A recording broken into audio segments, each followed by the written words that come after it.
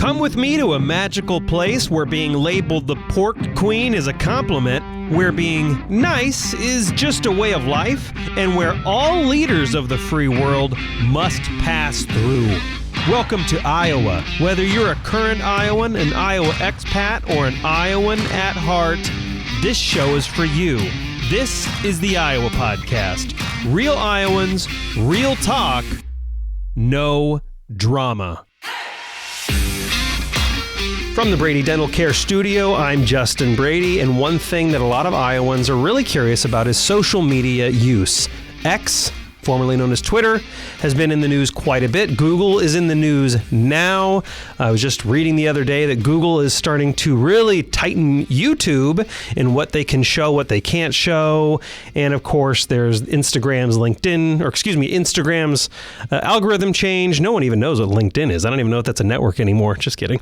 But we've brought in Drew Harden, co-founder of Blue Compass, to discuss. You have a brand new report, right? On we do. Everyone, absolutely. Iowan social media use. Absolutely, yes. So this is something we do. It's market research, and so we are a digital marketing company. We do web design development, and so because of that, we have a lot of clients all over the country, but many of them are here in Iowa, and so they target Iowans. And so a number of years ago, probably, 6-7 years ago, we said, it's going to be really beneficial if we go out there and read some, surveys, get some stats on how Iowans use digital. How do they use search engines? How do they use social media? Things like that. Obviously, that'll be really beneficial for our clients. And we went out there and we couldn't find anything, Justin. There was no market research on how Iowans use digital media, at least not that we could find. So there's overall market research, but just not focused on Iowans specifically. Correct. And not for small businesses and Iowa-focused businesses, that's a disaster. They need that data. Yes. So we're getting into all that. But as a reminder to everybody, today we're going to be contrasting, if you're a small business, or even if you're a parent that wants to know what your kids are doing on their phone, or even if you want to know what your spouse is doing on their phone, we're going to be going into all that today. But as a reminder, subscribe. We are on Spotify, Apple Podcasts, iHeartRadio. We're on everything. So make sure to subscribe, and also make sure to tell your neighbor, your Iowa neighbor. This is produced in Iowa. It's produced by Iowans. We interview Iowans. Tell your neighbor how great this is. We'd appreciate it. So back to this. No data on Iowa social media at all. So you just went out and collected it all. Exactly. So we figured, we better do something about this, because again, this really impacts our clients, and they need to know how their target audiences are using digital space. Right. And so we can best connect with them. So again, probably 6 or 7 years ago, we did our first survey, and we studied things like, what's the most popular social media platform in Iowa? What type of, search engine activity is going on? What do people do primarily when they're on their phones and things like that? And it became really helpful to us. So we continued to do it. And this is, probably the, 5th or 6th survey that we've done. Oh, wow. And you started when? When did you probably started in 2017, I would say. Yeah, okay. Probably 2017. And we've just recently got back the data from our latest survey about how Iowans use digital. All right, what's the winner then? Let's get into it. What's the platform that and I know you have age demographic. It's very, very detailed report. It's like 10 pages, I think. And if anybody wants to get really in the weeds, it's on your website. We're going to link to that, obviously. But who's the winner? Yeah. And the survey, everything is out there for free. If people want to check it out, you can go to bluecompass.com/Iowa. That's where it's located. Oh, that's nice. Yeah. But so let me turn back to 2021 before I answer that. Sure. So 2021, when we did the study, we did it early 2021, and this was a pretty tumultuous time, now is too in some ways. It was kind of a crazy time. And, we noticed that social media activity just overall for Iowans was down over the past few years. So like 2020, 2021, activity started to go down. And Facebook at that time, we've always found that Facebook is the number one platform in Iowa. And I suppose that's not surprising because it's the number one platform nationally. It still is. But in Iowa, Facebook has always just been crazy stats. Like Iowans love their Facebook. Mm-hmm. And so in 2021 was the first time we actually started to see a slight decrease in that usage. Facebook was still number one, but overall, almost all of the social platforms saw decreased usage than a couple years prior to that. And again, in looking at this, we think that was probably because of just all the negativity out there. You know, an election had just happened, all the COVID stuff. There was a lot of distrust. And when we surveyed Iowans back then, and this survey that we do is ages 18 to 44, and we survey, you know, so the younger, some older. And back then, 4% of Iowans said, hey, I'm done with social media. Wow. So now when we just did this survey just recently, only 1% of Iowans have said that same thing. So we see Iowans starting to get back on social media. They were done only for a short period. Just for a short period of time. And it was a small percentage of people that was done. Super funny. They're like, yeah, we're done with this. And now that's they're kind back. of the Now state they're of back. humanity in general. You know, I'm never doing this again. Never doing this again. But Facebook is back at number one. Iowans love their Facebook. So 87% of Iowans that we surveyed use Facebook. 87% of Iowans. Big. Now the national average is 74%. So that's quite a bit more. Yeah. Iowans just love their Facebook, and we've seen that every time we've done this. Iowans love their Facebook. It's a great question. Do you have any theories? I mean, based on your report, yes. And can I make a guess then, based on your report? Of course. Okay, so based on your report, I'm guessing it's because Iowans are a little bit more family oriented than other than the coasts are, and that happens to be the number one use of Facebook. That would be my guess. I think that's part of it. Absolutely. I think that maybe is the main part of it. And another thing we did in the study that you may have seen, Justin, is we asked, hey, what's the number one thing you do when you get on social media? Mm-hmm. And, you know, is it going out and you know, watching things, having fun, doing this or that? But yeah, Iowans answered the number one thing that they do on social media is connecting with friends and connecting with family. So, I mean, that is kind of nice. That's originally what social media was for. Yeah. Remember those days. And I think that's higher in Iowa than it is in a lot of other places. So I do think that's kind of cool. I like the idea that Iowans a little more family oriented. Yep. A little more Iowa nice, happy, positive, that sort of thing. So I wonder if that is part of it. Yeah. So Instagram is also kind of that's been a behemoth. It's unmovable. It's just like, and I don't get it, by the way. I do not like Instagram. Now, on the Iowa podcast, we post a ton of like little clips of our guests on Instagram, but I just never have really gotten it. But finally, finally, seems like maybe some people are feeling the same thing here in Iowa because Instagram kind of took a huge fall. What's up with that? So out of all the social platforms we looked at... And again, everybody, this is Iowa. Iowa, yes, yeah. Iowa. Out of all the social platforms we looked at, 2 years ago versus now, all of them increased or stayed the same in usage with Iowans, except Instagram. Instagram usage decreased like almost 20%. Ooh, that is big. Which is very, very surprising. Yeah. Yeah, I didn't anticipate that. But yeah, maybe your dislike is spreading. Maybe it's you. Maybe you're spreading the negative word about Instagram. Maybe that was the answer. That's got to be it. So I think that is interesting because we've seen Instagram really, really increase over the past, 5 to 7 years. So this is the first time it's decreased. Now, is that the algorithm change? Because in your report, you mentioned that they pushed and pulled and tweaked the algorithm in Instagram a little bit. Is that like maybe people ran for the hills and went over to, because Snapchat grew, right? Snapchat grew and then quite a bit. TikTok grew. Yep. So are people leaving Instagram for the algorithm change to go over to Snapchat and TikTok? Is this what we're seeing? Yeah. Snapchat is the second most used social media in Iowa right now. That's crazy because I don't even have an account. Yeah. Yeah. Obviously super popular with younger people. I mean, 18 to 24 by and far the most used. I mean, very popular. I have kids that are teenagers and they're not really interested in any social platforms. 2 boys, but they are interested in Snapchat. They love YouTube also, but yeah, they're interested. Like all their friends are on Snapchat. So, and I agree. Like for me, I mean, of course, we're very young, youthful guys, but course. I don't think a lot about Snapchat personally, and I don't hear a lot about it, but it's really, really popular with younger people, obviously, yeah. But Instagram has decreased. So Instagram right now is Iowa's third most used social platform, and it's decreased quite a bit. So you asked, That's why? Amazing. Why? I think part of it might be because of the algorithm change that you mentioned. Snapchat used to be timeline based. So in other words, Instagram. Instagram used to be timeline based. So when you would post, you would see content just based on who you followed and when it was posted. Yeah. And now, the algorithm has changed, so it gives you what it wants to give you, or at least, or what it thinks you want to see. And I think some people have been frustrated at that because it's changed the content cadence that they're used to seeing. And another reason, Justin, might be because of the proliferation of ads. There are a lot of ads on Instagram. Yeah.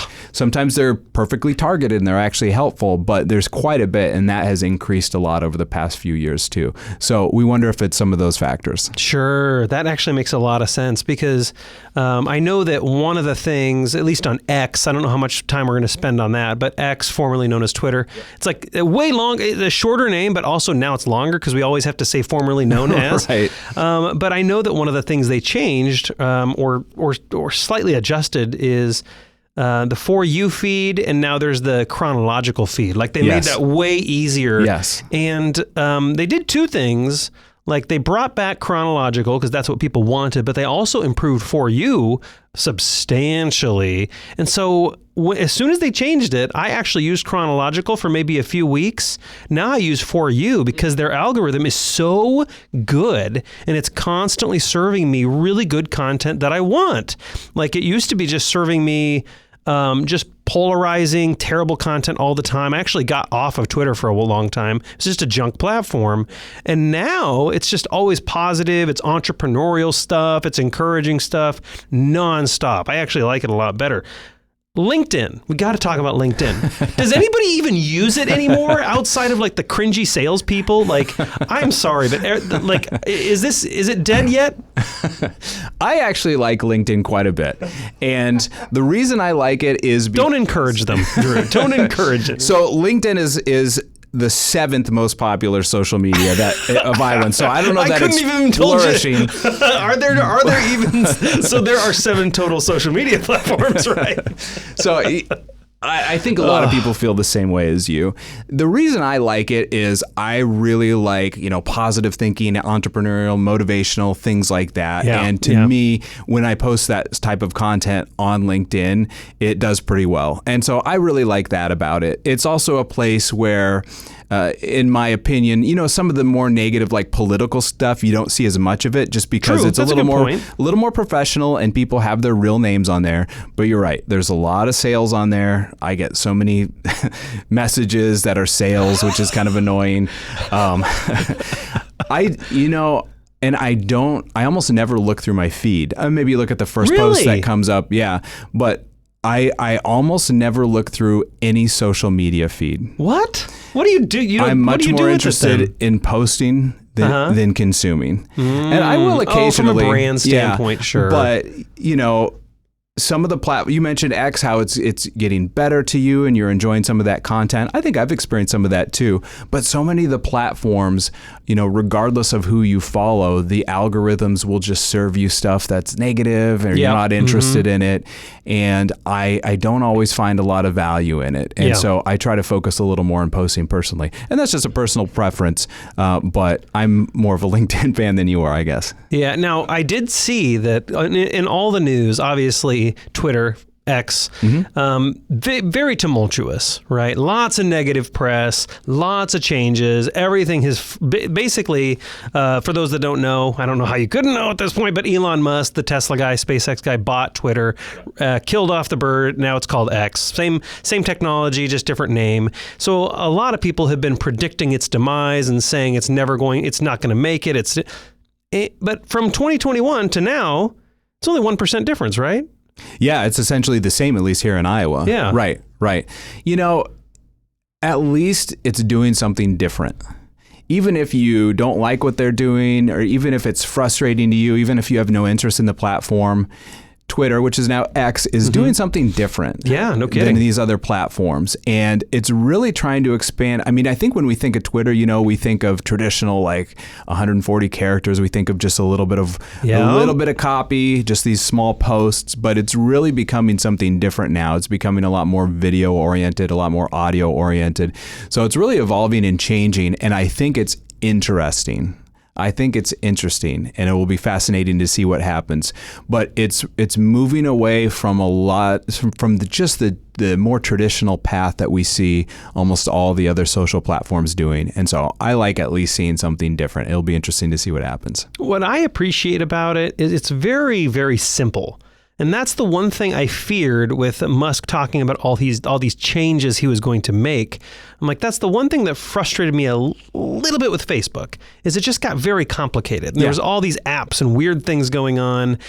Twitter has, even though they've added functionality, they've kept the feed, they've kept the UI, the design very consistent. It's still the bite-sized things. And now you have this incredible character limit, like 2,000 words or something like that, but it still chops everything off, and you have to click see more to expand that. So I do appreciate they've kept things consistent. So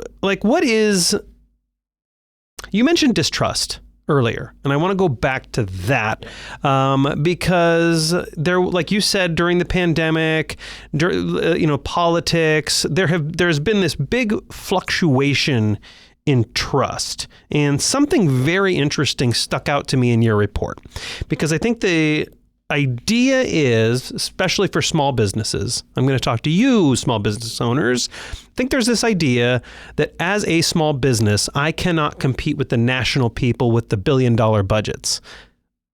Is that actually, but with the mistrust thing, people don't trust the big players anymore.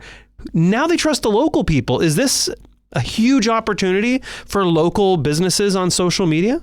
I think so. And like you said, I mean, I'm a small business owner. It is difficult to compete with the really big brands that have huge, huge budgets. And the tech giants don't necessarily help that. I mean, you go to some place like Google, and a lot of the times, just because a brand has a well-known name, it's going to rank higher than you are, regardless of the content and quality. That's sometimes a frustration you see with search engine optimization. And so that is frustrating. What we found is Iowans said that the number one type of post that they don't trust on social media is news. So 46% of Iowans say they do not trust posts from the news. I mean, that's big. 46. That's very big. 44% said they don't trust ads. Yeah. And then the third most mistrusted source on social media is corporations. Wow. So, obviously larger businesses, things like that. And local businesses, so smaller businesses, there was only a 7% distrust. So for smaller businesses, yeah, I think, Justin, that is positive and encouraging. And I love small business. I mean, small business is the backbone of our economy. And I love seeing people be more trusting of small business. I think that's encouraging for smaller organizations. And so, again, that kind of almost goes back to that Iowa Nice, more family and friends oriented thing as well. I thought that was encouraging. Well, yeah, but what this is telling me is that I think most small businesses, to be honest, Drew, like I'm in comms, and I mean, this is really good information. This confirms a few things we're doing on the Iowa podcast, right? Sure. But ads, big brands, corporations, and news take up most of the oxygen on social media. That's who has the resources. That's who's posting often. However, what your report says, at least in Iowa, is that all that money, all that time they're spending on social media doesn't necessarily have the impact it probably should here in Iowa. What has a lot of impact is when a small business with one location posts something, the trust in that post is way, way higher than the news organizations and the brands and the major ad campaigns. I think it comes down to authenticity. And as time has gone on, things have changed. I mean, it used to be just a few news sources, and we just had traditional media. And I think people more and more can identify and understand like what's authentic. If you see an actor on TV, endorsing a product or something like that, it just doesn't mean as much anymore as maybe just someone, a regular person on their social media feeds posting about something that they liked. I think that authenticity, and I think a lot of younger people are noticing this too. I mean, you see like, influencer marketing, and you see a lot more, the rise of video on social media. It's like sometimes now when you see a video that's not well lit, it's not particularly well shot, that's almost more authentic and better than the Hollywood productions. Right. And there's almost more credibility to it. And I think that's really true of younger people as well. And so I do think that's a shift that's fascinating. Yeah, you're absolutely right. It's I was just thinking about that the other day. When you see the highly produced things, it's almost less trust. And when you see kind of the crappy video, to a point, I'm not telling people to shoot crappy video. You should be polished, but that authenticity really matters. And if it's like a local business that you can smell, touch, feel, and talk to, like, and you see them posting, that's real, or at least you assume that's real.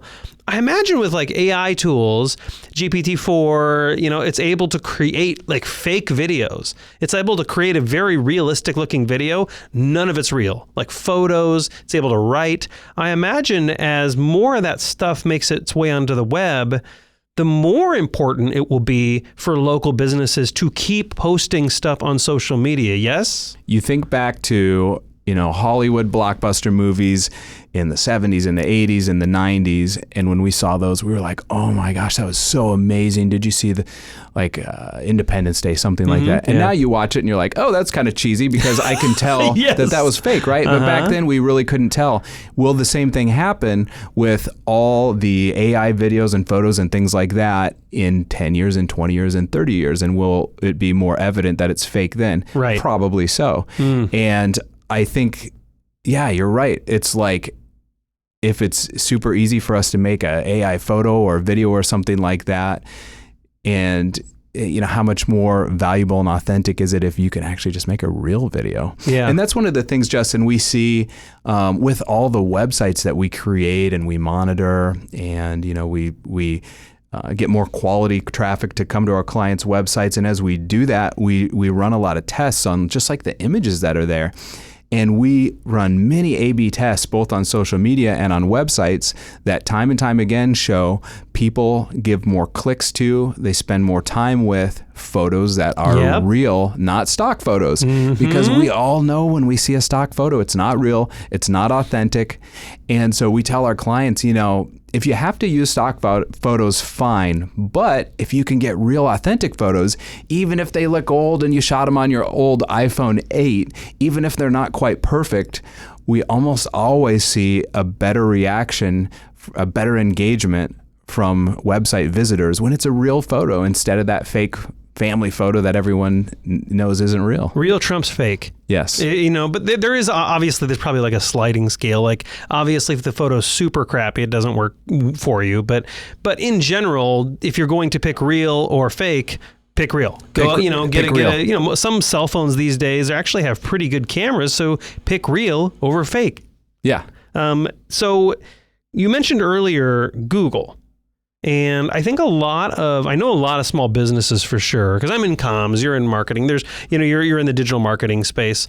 So we kind of understand this a little bit, but a lot of local businesses don't really understand that Google can be nudged, for lack of a better term. Like, you're not a victim to Google. And you can tell it to rank your content in a certain way. A lot of these small businesses have far more control over search results than they think. And so one fascinating thing is Google, for all the negative and positive publicity it's had, it's being sued as we discuss this. People are like, oh, I'm never going to use Google again. I'm going to go DuckDuckGo, or I'm going to go Bing. Google, what's the percentage there? They still own almost the entire search market. 97% of Iowans use Google. So it's crazy. the most used digital service in Iowa.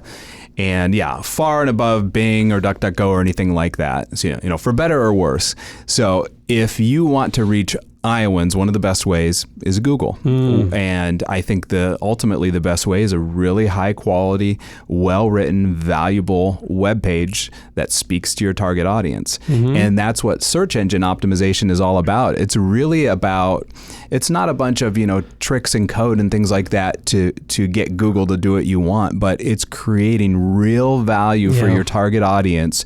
It's serving them with something that they want. It's so powerful. We see the best traffic comes from organic Google searches, not paid Google searches, but organic Google searches. And when I say the best traffic, Justin, I mean the traffic that behaves the way our clients want them to behave. In other words, the most likely to make a conversion, to fill out a form, to submit an inquiry, to buy a product, or whatever that might be. And it's better when it comes from Google than when it comes from social media, or when it comes from a link from another website, or even when it comes directly, even from just typing in the URL yourself. And I think the reason for that is the intent. If you're on Facebook, your intent is usually to connect with friends or family, or watch something fun. But when you go to Google, your intent is literally to satisfy a query.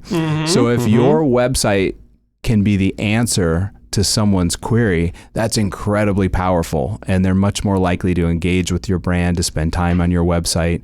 That's really powerful. And so that's one of the reasons we focus so much on search engine optimization for our clients, is because it's so powerful, and Iowans love their Google.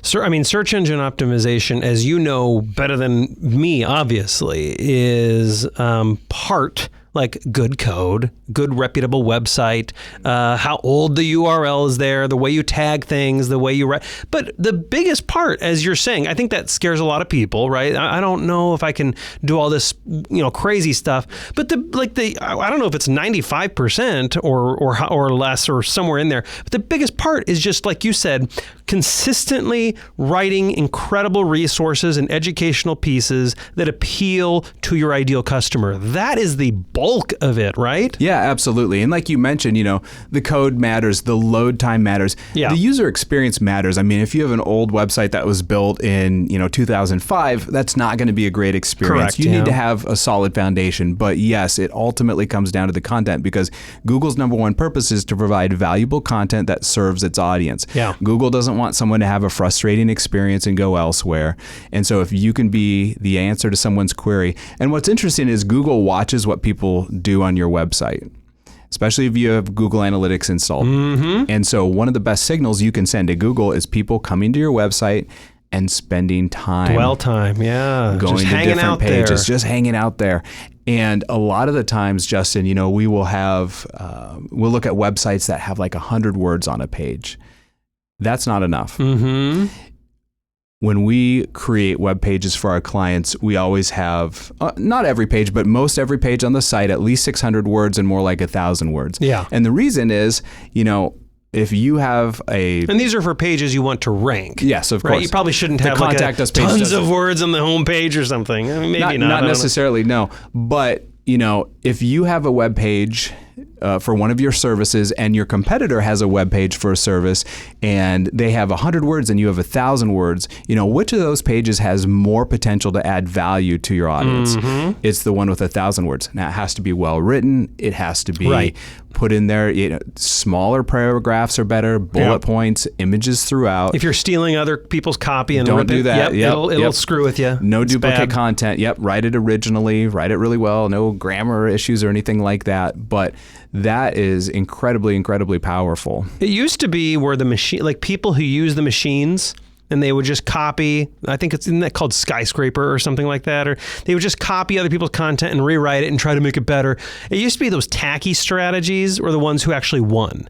But less and less is that actually winnable now. It seems like just the people who write and do a better job talking to their customer, Google especially is getting really good at identifying very relevant targeted content now, which again puts a lot more fire into the local people who can outcompete the national brands. Because who understands Iowans better? You and small businesses understand Iowans better, a heck of a lot better than Amazon. As much as Amazon might like to think they have all the data in the world, they can target people, a small local business, if they're really in tune to their customer, can go circles around Amazon before Amazon gets up in the morning. Yeah, absolutely. Absolutely. Another wrinkle to throw in here, and I talked about this yesterday, I was giving a speech on SEO, is AI and Google's use of AI. And right now, Google's in a beta phase using its Bard AI technology in its search results. So not everyone sees this now, but we think they will probably early to mid next year. And when you do a search, Google can give you AI results now.